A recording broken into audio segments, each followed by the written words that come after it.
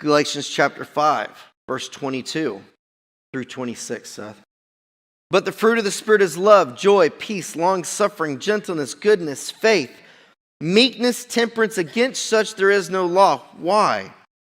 I've always said that if you follow along, these are the main characteristics of God, of Christ, that we should be following. And if we're living in these and we're following these principles, the enemy has no rule. He has no real reason to get into us. But they that are Christ have crucified the flesh with the affections and the lusts.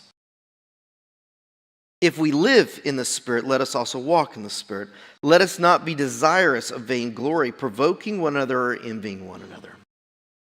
See, if we're walking in love, joy, peace, long-suffering, gentleness, goodness, faith, meekness, and temperance. If that's where we're walking in, if all of us are walking in those principles, can you imagine what the church could accomplish?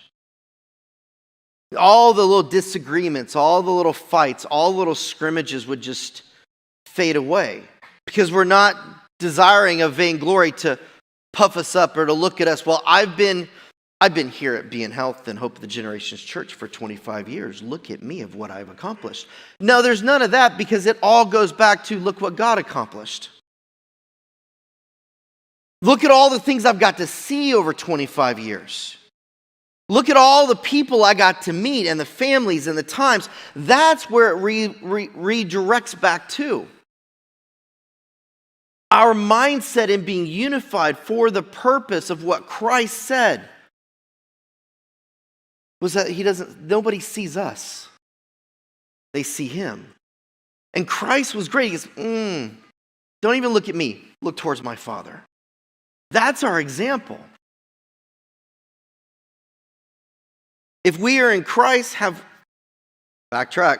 And against such there's no law, and they that are Christ have crucified the flesh with the affections and lusts, which means if we've sit there and walked in the fruits of the Spirit, we have died to ourselves on anything that may puff us up, pride us up, build ourselves up, and we're doing it for the right reasons of looking at everyone else. On what can I do to serve the body? What can I do to serve, first and foremost, my house? My first service, I'm sorry, Hope of the Generations Church, and if you get offended for what I'm about to say, I'm not really sorry. My first mission, my first service isn't to you. It's to Sarah. Then to the rest of the family as it kind of, well, I would say it slopes down this way, but our way our household is kind of more like this. My first service is to my wife. Then my family. You guys are like a third and fourth. No offense. So in the times you text or the times you call, it's not that I don't want to be unified or don't want to love on you. It's I'm probably preoccupied. It ain't personal. But it's not about looking at me.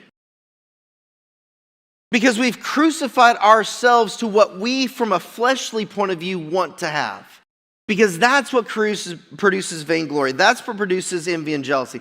That's what produces drivenness. That's what produces strife. That's what produces all the things that would then, I take on that glory for myself. But when we're crucified to the flesh and the affections and the lusts and all that stuff, none of that matters. We're not trying to just build our own kingdom. We're trying to build His.